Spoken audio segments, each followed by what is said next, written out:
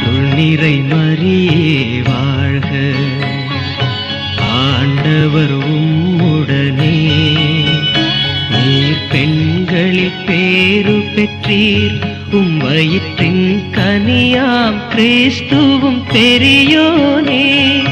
பரிசுத்த மாமரியே, எங்கள் பரமனின் மாதாவே,